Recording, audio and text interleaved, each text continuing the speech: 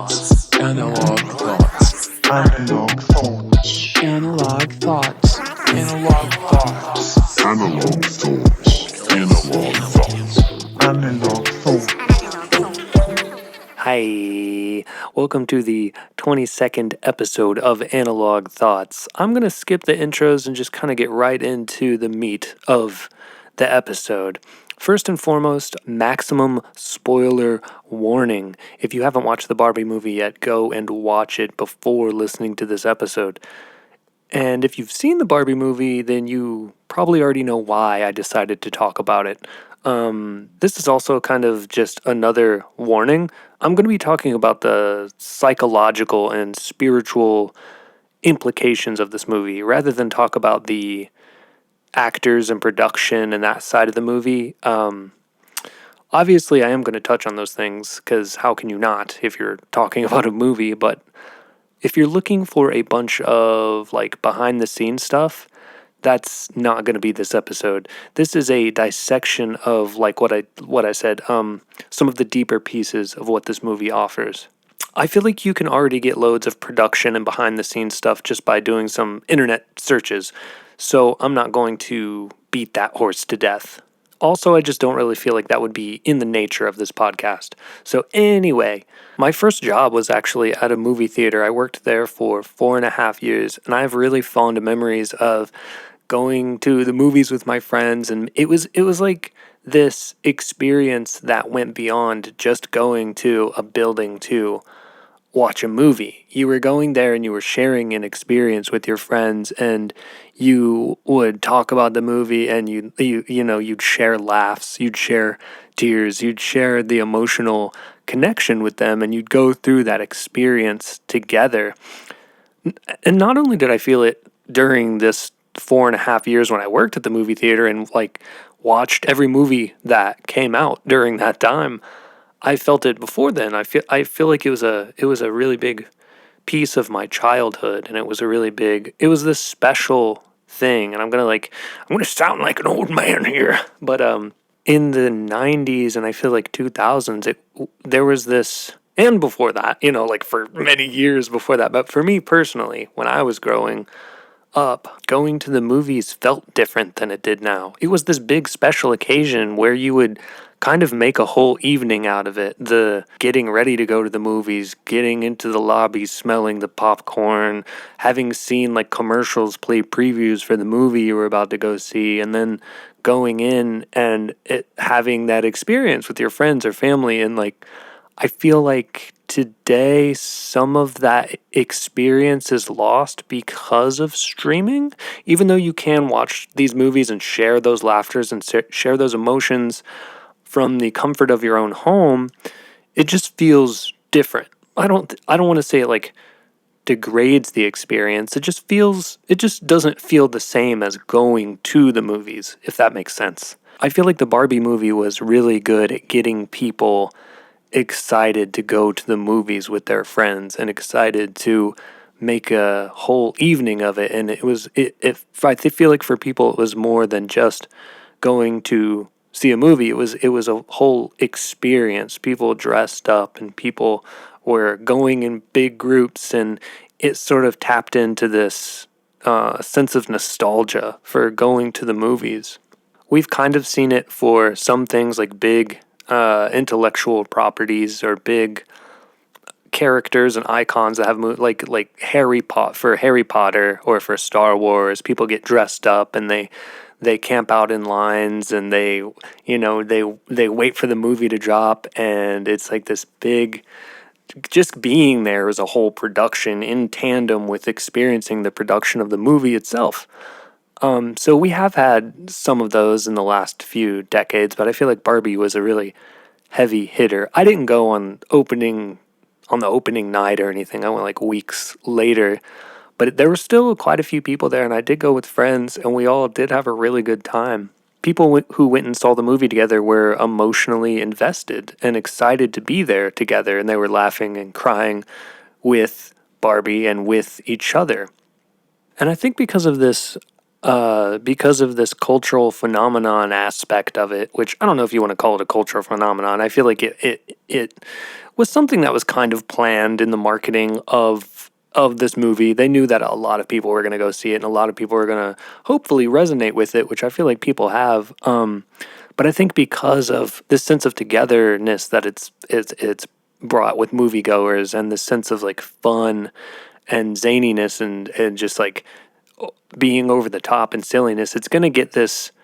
It's going whether you like it or not, it's going to get this classic cult movie treatment to it, if that makes sense. Like it's going to have the Rocky Horror Picture Show element to it, where people are going to do special screenings at theaters, and people are going to dress up, and people are going to like do antics during certain scenes, and there's going to be this whole culture that develops around going to see this movie. I think that the Barbie movie is going to evolve or mutate into that style of movie experience in the future, which would be really cool. Because the last movie I can think of that really did that was The Room, or at least that's the last movie I went to that had like people were throwing plastic forks at the screen, and everyone was like screaming at the screen whenever there were panning water shots, and there were all these things that were like, if you know, you do the thing, and it was just it going to that movie was more than just going to a movie. It was like participating in an experience. And I think that eventually Barbie will have that. Like there'll probably be costume contests, or maybe like best Ken or best Barbie contests, and just stuff like that. I could like honestly see that happening in the not too distant future. And behind all the bubblegum and pink and feel goodedness, I don't know if that's a word or a phrase, but I'm saying it, feel goodedness of this movie is an existential journey, which is why one of the main reasons I wanted to cover this movie on a podcast episode, because I feel like a lot of my topics deal with existentialism. It's one of the big reasons I did want an episode on Everything Everywhere All at Once, and it's a big reason that I'm doing this episode. I feel like a lot of the themes and motifs and directions in this movie parallel with spiritual, metaphysical thoughts. And this movie is Barbie trying to figure out who Barbie is, and it's Ken trying to figure out who Ken is. And it's also something else too. It's like a look at us as individuals and as a society to figure out who we all are, as women, as men, as everything in between, as mothers, as fathers, as sons, as daughters, as consumers. And that's the thing with this movie. It's funny because Barbie as a brand and as an icon is this glittery, bubblegum, shiny thing. But also, Barbie is this symbol of female empowerment and progress, but also this symbol of feminine stereotypes simultaneously. So Barbie is this really complex thing, just like reality and just like existing. And the movie addresses all of this in a really beautiful way. And it's really self-aware. It knows what it is, which is really cool too. And what's really neat about the people who wrote and directed this movie is that they understood that people will come see this movie for nostalgia, for the bubblegum, and for the happy-go-lucky time. And the movie, like, even though they knew people were coming for that, they do deliver that. They give you all of those elements, all of those, like, silly, comedic, bright pink, beautiful things. But the creators did a really great thing as well by allowing the movie to hold a deeper perspective on the human condition and writing it in with the bubblegum and with the pink and with the zaniness. They sort of like smuggled it in this, they smuggled in these deep concepts, and they brought them to the masses, and they fed them something they maybe didn't expect. They used, I don't want to say they like spiritually weaponized, because weaponized is the wrong word, but they like they packaged this spiritual bundle and this existential bundle into something that was really silly and fun and crazy. The writers of this were really smart to do that. You get Barbie in all of her pink glory and beauty, and you simultaneously get to think about why you exist. And there's this saying that some things are beautifully decorated boxes with nothing inside, which means kind of like there's a lot of fluff. You know, there's a lot of frills, there's a lot of fluff. It's a really pretty song, but the lyrical content doesn't really have anything much to say other than like, let's have a good time, or like, I love you. Which is all well and good, but that saying, a beautifully decorated box with nothing inside, sort of applies to that standard, applies to that concept. I think that the Barbie movie is a beautifully decorated box with a lot inside of it. I guess in this instance, it's more appropriate to use an example like in my opinion, Avatar. It's a beautiful movie. Beautiful cinematography, effects are beautiful, all of the CGI is astounding. It's a beautifully decorated box with nothing inside. The plot leaves so much to be desired. I haven't seen the new Avatar movie, I can't speak on that, but I saw the first one and that's how I feel about it. Beautifully decorated box with nothing inside. Barbie is a beautifully decorated box with a lot inside. It pulls off being a comedy full of fun and jokes and silliness while being all of these other things too.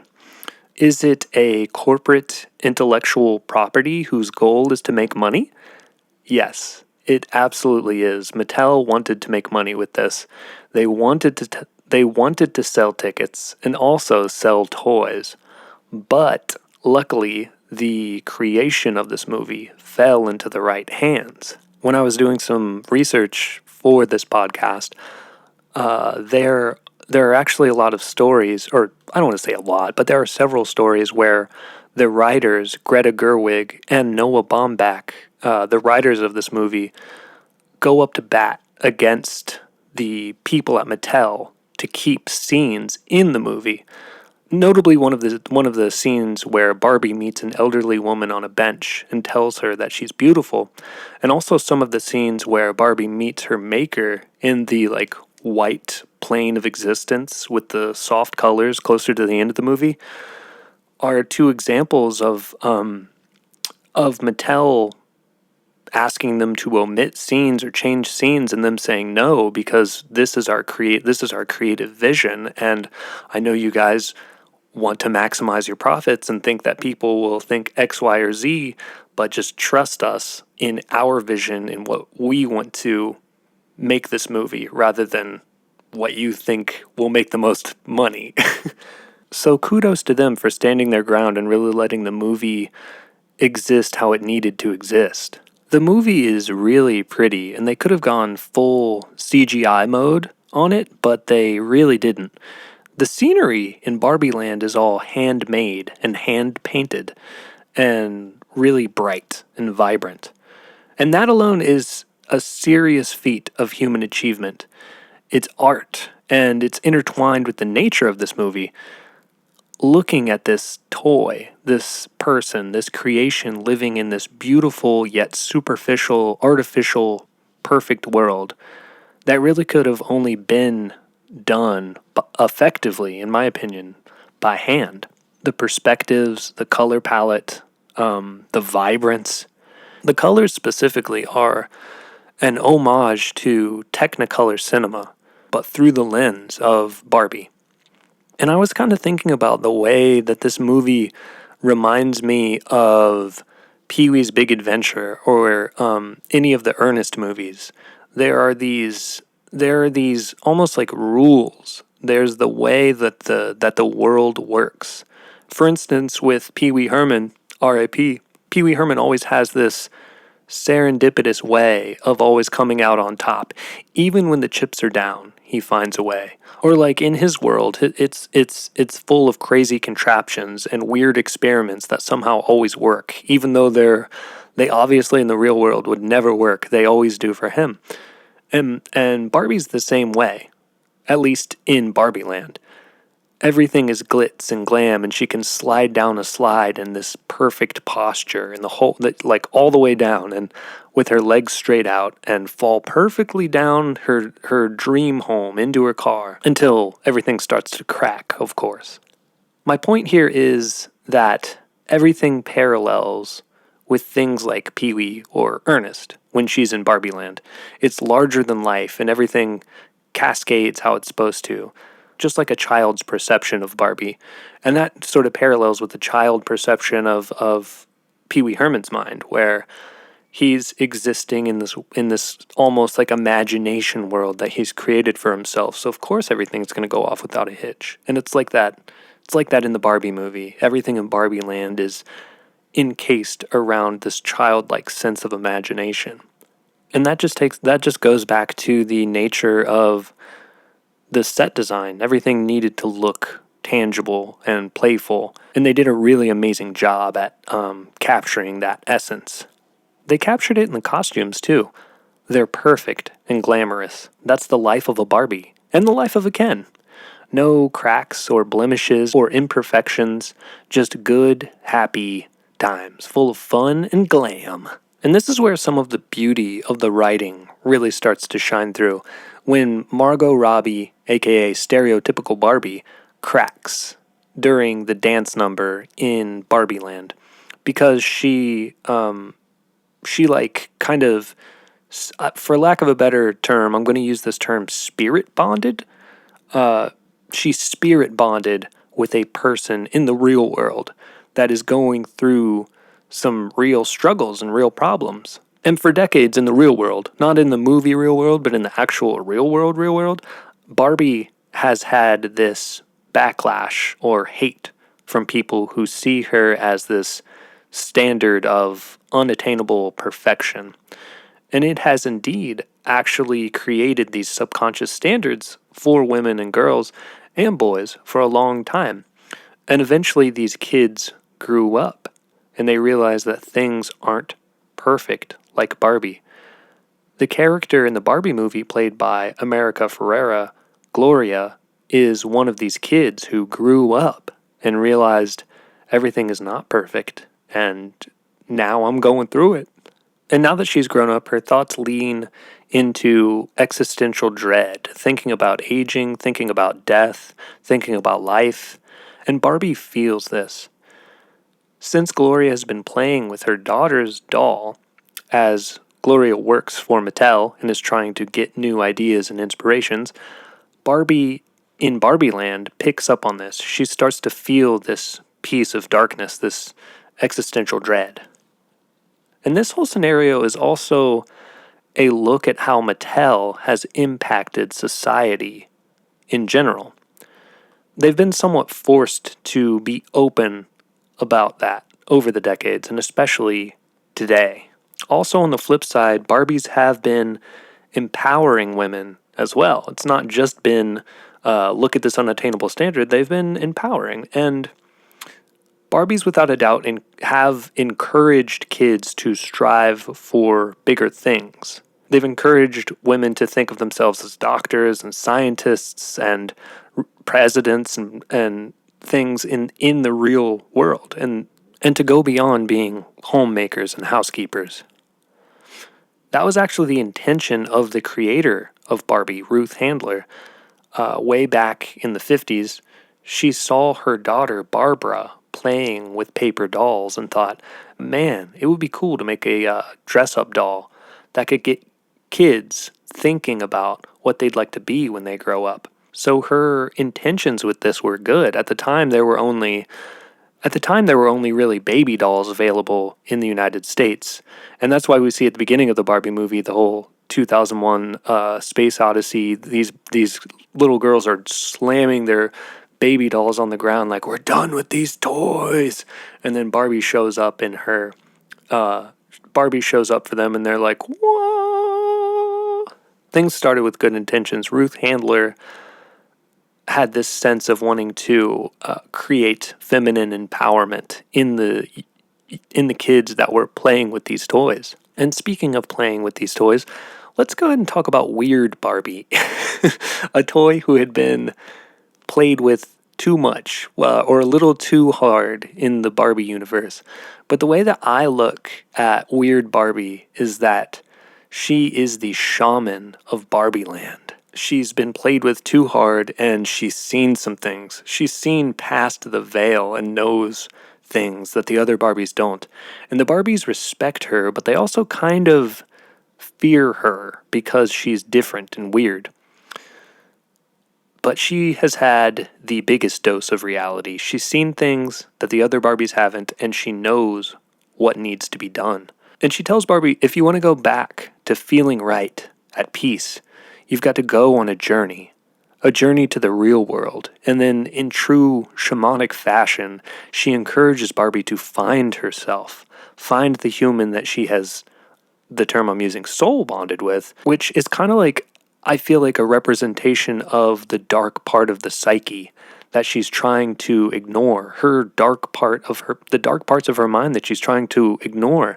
And the shaman, the weird Barbie, is encouraging her, or is telling her that the only way through this darkness is just that, is to go through it and to find it and to look it straight in the eye and not turn back and try to be, quote, normal again. And this advice embodies the nature of the shaman, finding this true sense of self, finding this true sense of oneness. I would buy a shamanic Barbie if there was one. I looked and I couldn't really find like an official one. So if you find one, link me up. Shaman Barbie. And I'm kind of doing this play-by-play. I'm not going to do a play-by-play of the whole movie. Like, you watched the movie. You don't need me to do a play-by-play because why? But it does help to do like a brief play-by-play just to glue things together for the podcast. So Barbie decides to set off to the real world, and Ken sneaks off with her. The portal sequence is one of the coolest parts of the movie, where the shaman, Weird Barbie, tells her, you have to go through a portal. It's not actually a portal. And then they go through the, quote, portal, and it's like them on roller skates, them on a boat, them on a rocket ship, and it's just this, and then like them on a tandem bike, and it's just this fun, like, sequence of adventures that they go through to get into the real world. That's the portal, which I thought was really just funny and cool and fun. But let's talk about Ken a little bit. Overall, for me, he was my favorite. He was my favorite character in the movie. Ryan Gosling crushed the role in all aspects, and all of the actors did. I don't mean to downplay any of the acting in this movie. Everyone did a really fantastic job. But Ken is going through, in the movie, Ken goes through an existential crisis just like Barbie as well. He loves Barbie, and all he knows is Barbie, and all he wants to do is be her boyfriend. And that's what he feels like his purpose is. And also beach. Not lifeguard, surfer, or swimmer, but just beach. And even in our reality, Ken is an accessory for Barbie. He was created because people kept telling Mattel that Barbie needed a boyfriend. And he exists in Barbie Land, run by Barbies, and feels stressed that Barbie doesn't really have much to do with him. So as Barbie is leaving Barbie Land, he sneaks into her back seat when she leaves for the real world and sets off on the journey with her. And then next, when they get to the real world, Ken realizes that things are run by men. And there's that montage of like golf, beer, horses, Mount Rushmore, and all of this like manly stuff he experiences. It's brilliant and it's hilarious. And it's just like, let's compact all these manly things into one thing. And I think he's like sitting in the library, and he's just like researching how to be a man, because when they get to the real world, he starts getting treated with respect, because in Barbie Land he didn't really have any respect, and in the real world it's like, hey, you're a man, treat you with respect. So he finds a new purpose, and his new purpose becomes to bring this patriarchy of reality back to Barbie Land. And now at that point in the movie, when he comes to these realizations and he decides that he wants to bring this manliness and this patriarchy back to Barbie Land, he's starting to become this villain of the movie. I'd say if there is like a primary villain of the movie, it's probably him and the other Kens. Mattel, the company Mattel, is also a villain, but I feel like they're like this secondary villain. I think Ken and all the Kens are obviously the primary villains of the movie. But meanwhile, while Ken is headed back to set up his Casa Dojo house back in Barbie Land, Barbie finds the girl who she believes she is soul bonded with, who is actually the daughter of Gloria.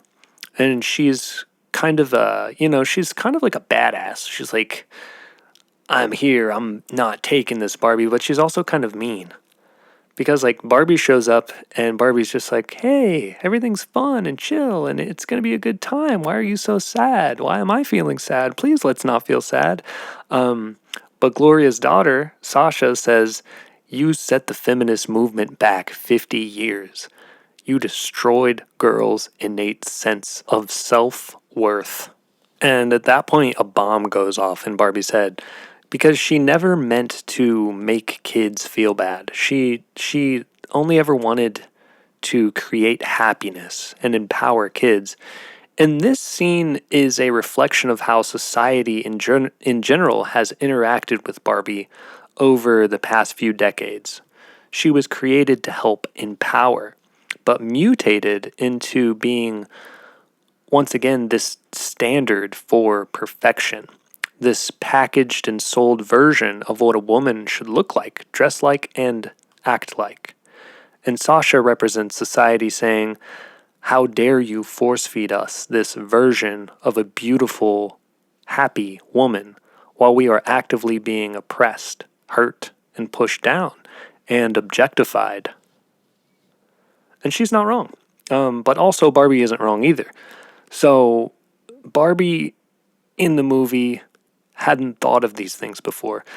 She thought she was just helping people. She didn't know that Sasha, society, was upset about anything, which in reality Mattel did know that they were upset and they were actively trying to make changes to the standards that they were, I guess, unintentionally creating by manufacturing Barbies. So while all this conflict is going on between Barbie and Sasha, Ken is headed back to Barbie Land to take over with all of the other Kens. He learned about how men oppress women in the real world, and he heads back to take over all of the dream homes and make his Ken's Casa Dojo house. They're drinking beers, they're watching sports and mobster movies, they're lifting heavy weights and just generally being macho in the most maximum degree. And all of this like amplification and maximizing is in true Barbie fashion. It's the true Barbie fashion is to amplify the aspects of something to the highest degree, to go like full tilt. And this is what the movie did with Ken's masculine breakthrough. They made him the most macho that they could. And also he at the same time he's hurt. He feels like Barbie has been ignoring him and putting him last for a really long time, or since his existence. And there's this mode he gets into, and it's like, how does it feel? It hurts to be second best, doesn't it? And then the audience is seeing this, and they've been wanting to side with Barbie, or at least I was. I was like, yeah, Ken, you can't do this. What are you thinking? But then also at the same time, Ken isn't wrong. Like, he shouldn't have been cast aside, and he shouldn't have been forgotten. But also, he did take things way too far. He got corrupted by the patriarchy of the real world, and he was trying to balance the scales, but he went way too hard with it, Or I don't know if he was trying to balance the scales at that point. I think he was more so just like, he was emotionally hurt. He was like, my whole existence has been about being your boyfriend, and you don't want anything to do with me, and it hurts. So this is where Ken's headspace is at this point in the movie. And I love that line that's closer to the end of the movie when the Barbies take Barbie Land back, and Ken's like, he says something like, I wasn't really into patriarchy, or I kind of lost interest in patriarchy after I found out it wasn't really about horses. It's like, and also when he's in the real world at the library, he's checking out a bunch of books and on manly stuff. And one of the books is just called About Horses. And also, if you didn't notice, the whole inside of his giant fur coat is decked out with like horse pattern silk. Ken really did think it was just about horses for a minute. I just like how they embedded those little Easter eggs in there to push that joke to the next level. Hey yo, so this is like the middle of the show, and I wanted to, first of all, thank everyone for dialing into this podcast. I'm glad that you're here, and I'm glad that you are sharing this experience with me. If you'd like to support the podcast, leaving a 5-star rating on whatever platform you're listening to this on goes a really, really long way. Also, if you are able to leave a review for the podcast, that also goes an extremely long way. Another way you can support the podcast, other than just telling your friends and family about it, is signing up on my Patreon. There is a link in the description of this episode and all the episodes, or you can just go to patreon.com and search for Mount Analogue, MT.ANALOGUE. You get early access to podcasts, early access to my music, early access to art, and all kinds of other cool stuff. However you support, I cannot thank you enough. Infinite thank yous. I love you. Infinite blessings to you. Let's get back to the podcast. But I'm not gonna go too deep into America's and the world's system of patriarchy here. I'm just gonna say that women are oppressed. They aren't treated as equals, and in lots of parts of the world, they're kind of just treated like slaves, and it's really gross. It's really weird, and we need to do better as a species. But that, however, is a whole podcast topic itself, and I feel like most of you already know those facts. I'm going to try and just stick with Barbie and the Barbie movie before I go off on this super tangent of patriarchy. Ultimately, I feel like with Ken, at the end of the movie, Barbie and he both realize that there needs to be a balance. She had been ignoring the masculine, and he had been obviously going way overboard with the masculine. And also she tells him to let go of the idea that he only exists to be with her, and that even beach isn't something he has to be. And he struggles with this and has a really hard time coming to any sort of conclusion of who he is until he lets it all go. That he didn't need to be a boyfriend. He didn't need to be Beach. He was Kenough. And that scene's really great too, because I feel like the writers, they're kind of doing this throughout the whole movie, but this one really just hit. They, in this scene, they were talking directly to the audience. They're kind of saying, however you've been programmed to feel, however you've programmed yourself to feel, whatever you think you are, you don't have to be any of that. Just because you've built this version or this construct of yourself that you think is correct doesn't mean that it necessarily is. And maybe you've been ignoring the most special pieces of yourself. Maybe you need to let go of the things that you think make you, you. And doing that is what liberates Ken. And speaking of liberation, the scene where he says that he understands that crying doesn't make you weak because he's a liberated man, like, that one got me too, because it's true, but he says it in like such a macho way. He's just like, I know that crying doesn't make me weak because I'm a liberated man. That one had me dying. But let's get back to Barbie.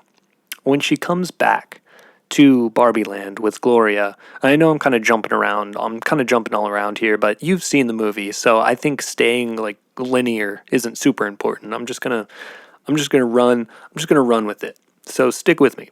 But she comes back to Barbie Land with Gloria and Sasha, And the Kens have taken over, and all of the other Barbies have been brainwashed into roles of maids and housekeepers, and she falls into a pit of despair. And this is where Barbie breaks and loses hope. But Gloria isn't really having it. She gives a super inspirational speech that snaps Barbie out of it and restores her hope. And I just love I love how they framed that. It's such a trope in so many movies. Like, all you need is an inspirational speech to change the tides of war. But also at the same time, there is something to be said about an inspirational speech because inspirational speeches in our reality and in the real world, have been proven to awaken the spirit of the oppressed. So I'm just going to read her inspirational speech. I know you saw it in the movie, but it's really good. It is literally impossible to be a woman. You are so beautiful and so smart, and it kills me that you don't think you're good enough. Like, we always have to be extraordinary, but somehow we're always doing it wrong. You have to be thin, but not too thin. And you can never say you want to be thin. You have to say you want to be healthy, but also you have to be thin. You have to have money, but you can't ask for money because that's crass. You have to be a boss, but you can't be mean. You have to lead, but you can't squash other people's ideas. You're supposed to love being a mother, but don't talk about your kids all the damn time. You have to be a career woman, but also always be looking out for other people. You have to answer to men's bad behavior, which is insane, but if you point that out, you're accused of complaining. You're supposed to stay pretty for men, but not so pretty that you tempt them too much or that you threaten other women because you're supposed to be part of the sisterhood. But always stand out and always be grateful, but never forget that the system is rigged. So find a way to acknowledge that, but also always be grateful. You have to never get old, never be rude, never show off, never be selfish, never fall down, never fail, never show fear, never get out of line. It's too hard. It's too contradictory, and nobody gives you a medal or says thank you. And it turns out, in fact, that not only are you doing everything wrong, but also everything is your fault. I'm just so tired of watching myself and every single other woman tie herself into knots so that people will like us. And if all that is also true for a doll, just representing women, then I don't even know. And that speech wakes Barbie up. And they devise a plan to trick all of the Kens into fighting each other and taking back Barbie Land. So yeah, speeches work. Speeches are very impactful. Like the Martin Luther King I Have a Dream speech, or the Gettysburg Address, or Emma Watson's Gender is Equality speech from 2014, or Greta Thunberg's We'll Be Watching You speech from 2019. Speeches empower. Really thoughtful ones empower. But like I said, this really potent speech wakes Barbie up. And now all the Barbies devise this plan to get Barbie Land back. And this gets us to one of my favorite scenes in the movie, where the Kens and the Barbies are all sitting on the beach and all singing the 1996 Matchbox 20 hit Push to the Barbies. And they're really they're singing it at them. They're all locked into their eyes with their guitars, and it even pans back. All of them are on the beach with guitars, and it pans back, and one of the Kens is on a drum set, and they're all singing it. It's just hilarious. But also, as I'm sure you noticed, the lyrics of the song are so poetically intertwined with what is happening in the movie. Ken has gone full, all the Kens have gone full macho, and they're kind of pushing Barbie around. So this song is perfect. I said, I don't know if I've ever been good enough. I'm a little bit rusty and I think my head is caving in. And I don't know if I've ever really been loved. by a hand that's touched me, and I feel like something's got to give. But I'm a little bit angry, well, this ain't over, no, not here. And then, like all of that works so perfectly with this. And then just the whole, I wanna push you around, yeah, I will, yeah, I will. It's too good. It's too perfect of a song for them to pick for this moment. The Kens are starting to fully embrace their maximum macho-ness. And this song completely exemplifies their new mode of thinking. But of course, this, as you know, it doesn't work. The Barbies trick the Kens, they make them jealous, and flash forward to the battle scene on the beach, which is another one of my favorites. It's so colorful and so bombastic and so beautiful. And it's so real and true to the nature of humanity. The Kens' lust for power and their jealousy drove them to war with each other. And the Barbies knew that this would happen. Even in perfect Barbie land, this is unavoidable. The scene itself is amazing. The chest bump energy glitter vortex between the two Kens, and none of them have any real weapons. So they're using like tennis rackets and life preservers and umbrellas and because weapons don't exist in Barbie Land. And I think like the closest thing that you see that could be a weapon is like a suction cup bow and arrow, and it's on a beach like D-Day. It's like D-Day in Barbie Land. The choreography of all of the dancing and all of the battling and just all of the music, it's just chef's kiss. So we've talked about Ken's existential realization, but what about Barbie's? Hers is similar, but also very complex. Initially, she leaves Barbie Land because of vanity. Her feet go flat. She notices cellulite. Her perfect appliances aren't functioning right anymore. She's losing her sense of grace. She goes to the real world in the first place because of a kind of selfish reason or selfish reasons. But she learns about suffering and she learns about pain. She fully realizes she isn't in love with Ken and even says at one point, I don't think I have an ending.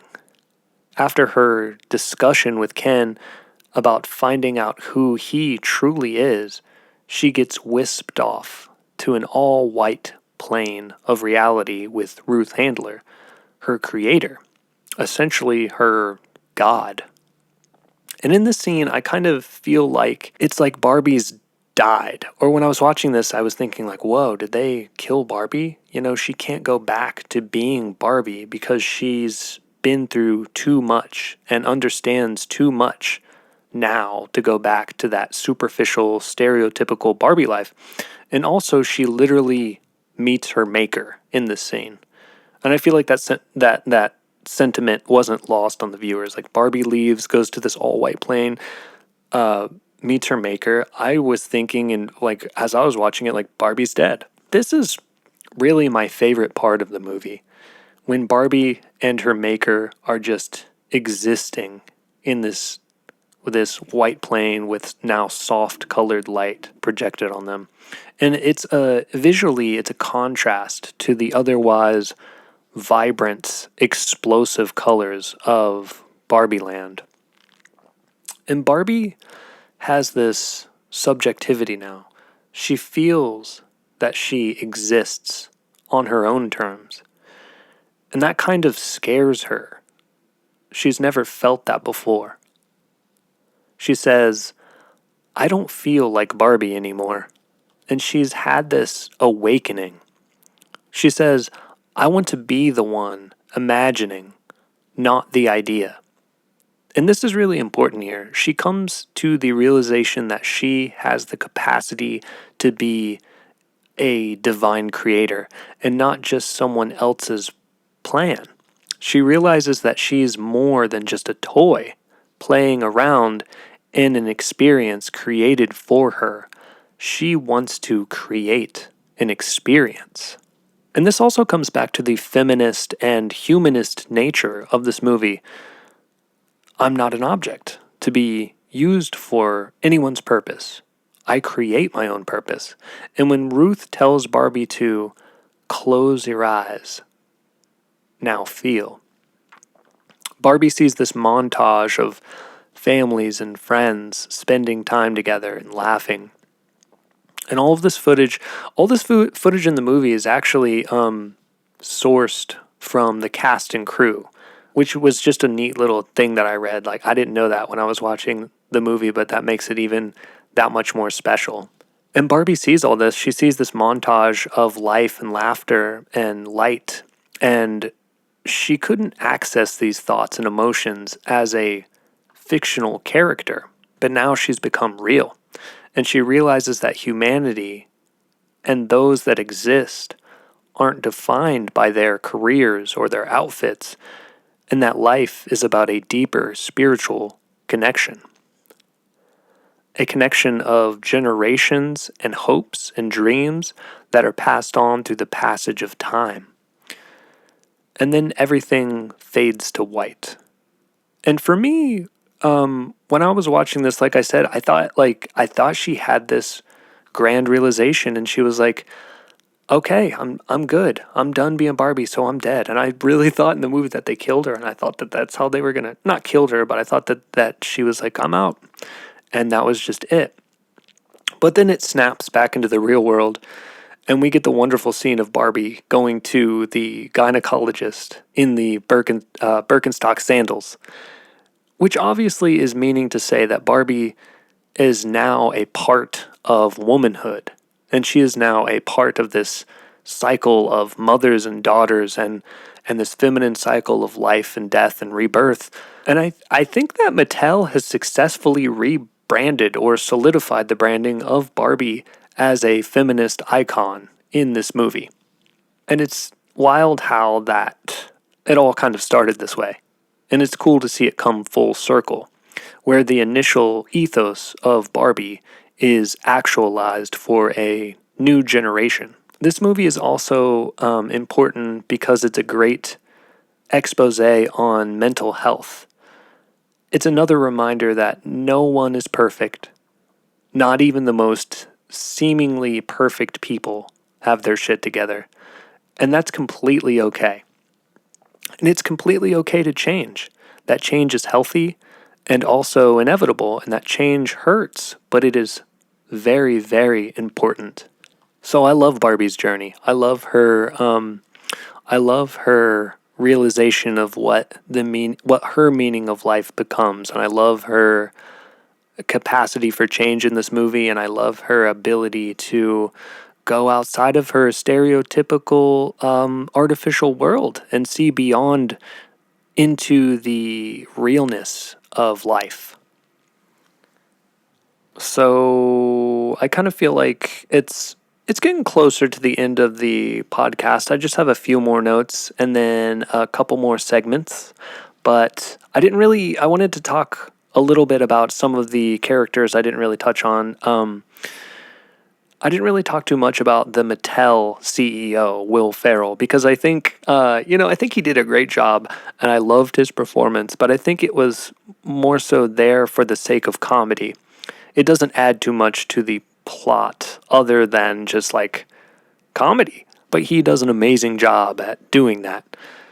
He was kind of a villain in the sense that he was trying to capture Barbie to repackage her and keep her from escaping, but I don't think there was much to be said about his connection to Barbie or Ken's mental awakening, other than he kind of feels like the chaos element that just exists in reality, that piece of reality that's going to come after you whether you want it to or not, or whether you can't anticipate it, you can't predict it.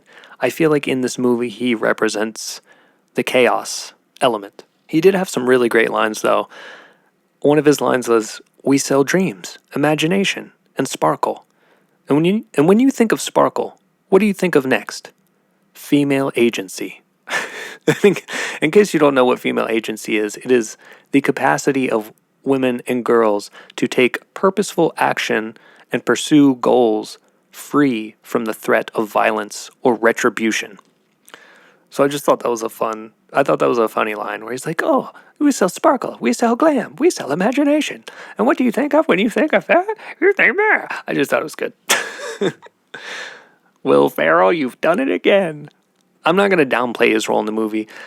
I just think that for the most part, it was fun and goofy, and that's okay because that vibe is a necessary part of any movie that has to do with Barbie. And we obviously have to talk about Alan. There are no multiples of Alan. He's just Alan. Alan is kind of like a weird Barbie in the sense that he has a perception of the real world. He knows there is more to reality than just Barbie Land and has emotions beyond those of his kin peers. He's an ally to Barbies everywhere, even in the face of the impending patriarchy infiltration to Barbie Land. He stood strong and whipped that ass. The scene where he's like choking out one of the Kens with the shovel, that was cinematic gold. I was like I was hysterically laughing, and that whole fight sequence was cinematic gold. This movie got some hate. Obviously, any movie that has to do with female empowerment is going to get some hate. But I think that it's just, like, that's just the thing. Like, this movie isn't just about female empowerment. I think that the haters that either have or haven't watched it have this idea that it's a man-hating piece of cinema. And I don't think it's that at all. It's also not about trying to prove that women are better than men. At the end of the movie, we see Barbies wanting a more equal society. And then Ken chimes in and says, yeah, maybe we could have a seat at the Supreme Court. And the Barbie president's like, absolutely not. Maybe a seat in the House of Representatives. And I like that they ended it that way, because instead of saying all the problems are solved, everything's equal, this ending is more of a reflection of the real world. Like, Barbie Land still has work to do to be a truly equal society, just as we do in our reality. We have lots of work to do. And I think some of the haters missed this whole point. The Barbies in this movie aren't painted as these perfect, superior beings. It's actually quite the contrary. Like, they're painted as flawed and in need of revolution, and so are the Kens. Ain't that the truth? Aren't we all in need of a spiritual and mental revolution? And for the writers and crew to embed all of this mental, sociopolitical, and spiritual stuff into the movie, this one gets a Ken out of Ken from me. They brought people in with the flashiness of Barbie, and then they gave them the story of existential dread and the story of rebirth and renewal and almost like enlightenment. Like, this story parallels a lot with the story of Buddha. Prince Siddhartha living in this perfect majesty in a palace, but one day recognizes that there is suffering on the outside of his walls, and this causes him to go on a spiritual journey to identify and alleviate the source of suffering, becoming one with the present and realizing that attachment is the cause of suffering. Attachment to glam, attachment to horses, attachment to shoes, to girls' night, and even to beach. And that's just my take on all of this. And I thought it was executed really nicely. I laughed, I cried, I thought. Speaking of thoughts, let's see what AI thinks with this next segment called Let's Ask AI. Let's ask AI. I asked AI, what is the spiritual significance of the Barbie movie? And AI answered, the spiritual significance of the Barbie movie is a matter of interpretation. Some people believe that the movie is a metaphor for the journey of self-discovery and self-acceptance. Others believe that the movie is a commentary on the nature of reality and the role of imagination. Here are some of the spiritual themes that have been explored in the Barbie movie. The importance of self-acceptance. The movie shows Barbie struggling to accept herself for who she is. She is constantly comparing herself to others and trying to be someone she is not. In the end, she learns to love and accept herself for who she is. The power of imagination. The movie shows how Barbie's imagination allows her to escape from her reality and explore new possibilities. She is able to imagine herself as anything she wants to be, and this helps her to build her true self. The nature of reality. The movie raises questions about the nature of reality. Is reality what we perceive it to be, or is it something more? Barbie's journey of self-discovery leads her to question everything she thought she knew about herself and the world around her. Ultimately, the spiritual significance of the Barbie movie is up to the individual to decide. There is no right or wrong answer. However, the movie does offer a thought-provoking exploration of some important spiritual themes. Here are some additional thoughts on the matter. The Barbie movie has been praised for its positive message of self-acceptance and empowerment. The movie has also been criticized for its unrealistic portrayal of beauty and its lack of diversity. Despite its flaws, the Barbie movie is a thought-provoking film that offers a unique perspective on the journey of self-discovery. And they say it right there, like this, the Barbie movie has been praised for its positive message of self-acceptance and empowerment. I think that is that is one of the core aspects of this movie. It is self-empowering, and it does hold this positive message of self-acceptance. And I think that people need that. People need to see that, and people really got that with this movie. I didn't really read too much about there being criticism for lack of diversity. I thought, like watching the movie, honestly, that there was a lot of diversity, but maybe I'm wrong. I didn't read anything on that. Up next, we are going to get into some fun facts. I'm just going to do 4 for this episode, but I kept them on point with Barbie, so let's get into them. The woman that Barbie calls beautiful at the bus stop is costume designer Anne Roth.